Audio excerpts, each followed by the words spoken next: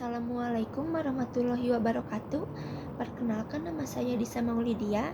Saya dari jurusan Digital Marketing kelas 04. Jadi di sini saya akan menjelaskan beberapa materi yang ada di mata kuliah manajemen produk.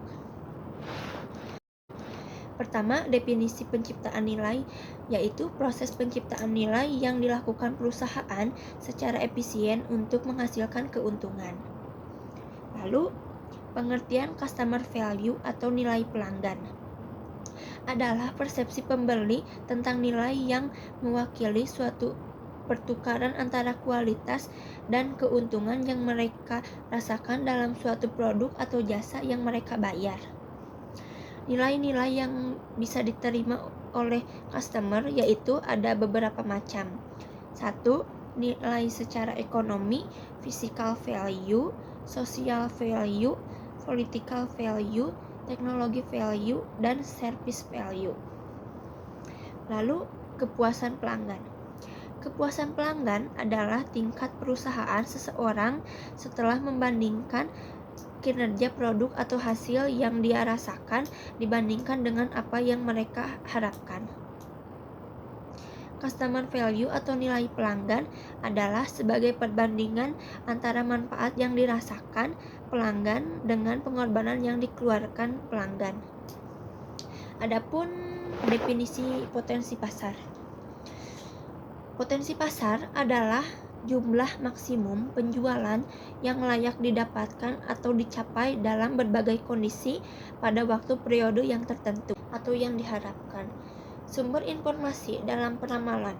Sumber informasi adalah segala hal seseorang atau badan sehingga dapat memberikan informasi yang sesuai kebutuhan. Teknik penamalan yaitu ada kualitatif, metode Dalpi, metode pertimbangan, penelitian pasar, opini juri eksekutif.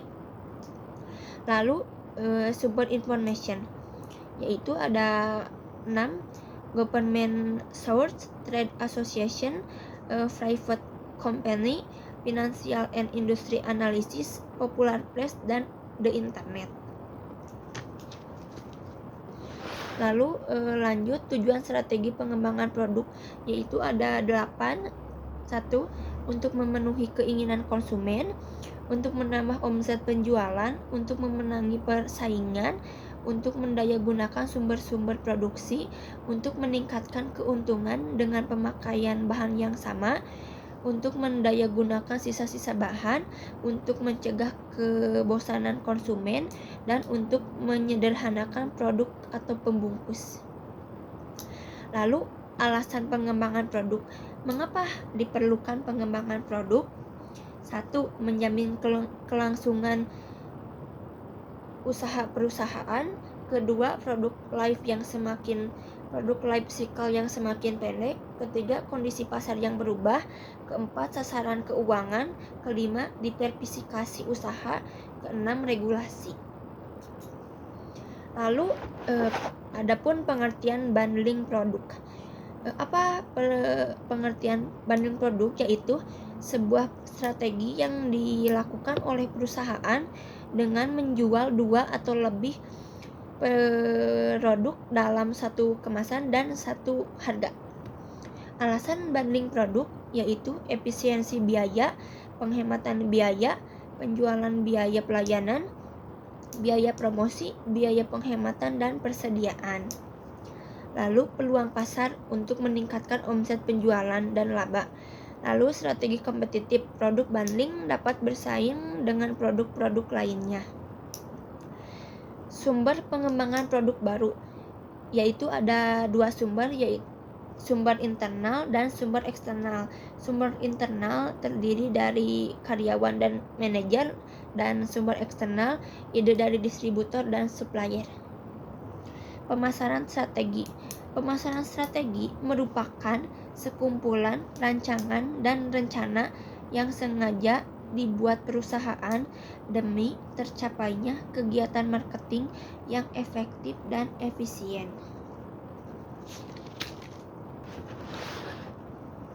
Tes pasar. Uji pemasaran merupakan tahap produk dan program pemasaran diperkenalkan kepada keadaan pasar yang telah atau yang lebih realistis. Uji pemasaran memberikan bagi pemasar dengan memasarkan produk sebelum terjun di dalam introduksi sepenuhnya. Jadi, kegiatan ini adalah mencoba ke rekan komunitas tertentu sebelum diluncurkan secara besar-besaran di pasaran. Komersialisasi. Apa itu komersialisasi? Komersialisasi yaitu memperkenalkan produk baru ke pasar. Dalam hal ini, perusahaan sudah harus mempersiapkan biaya-biaya yang terkait dengan aktivitas komersialisasi dan bisa lewat media cetak, media visual, lalu kapan, di mana, kepada siapa, dan bagaimana caranya memperkenalkan produk baru bagi masyarakat. Lalu proses pengembangan produk baru. Pendekatan yang berhasil, pengembangan produk baru melibatkan lebih dari sekedar proses melalui sekelompok tahap. Lalu perusahaan harus mengambil pendekatan sistematis, holistik untuk mengelola proses ini. Lalu pengembangan produk yang berhasil memerlukan usaha sistematis yang berpusat pada pelanggan berdasarkan tim. Adapun pengertian harga, menurut Kotler dan Armstrong dalam Krisdayanto 2018 halaman 3, harga adalah sejumlah uang yang dibayarkan atas jasa atau jumlah nilai yang konsumen tukar dalam rangka mendapatkan manfaat dari memiliki atau menggunakan barang atau jasa. Sekian dari penjelasan yang bisa saya sampaikan. Mohon maaf jika ada salah kata. Wassalamualaikum warahmatullahi wabarakatuh.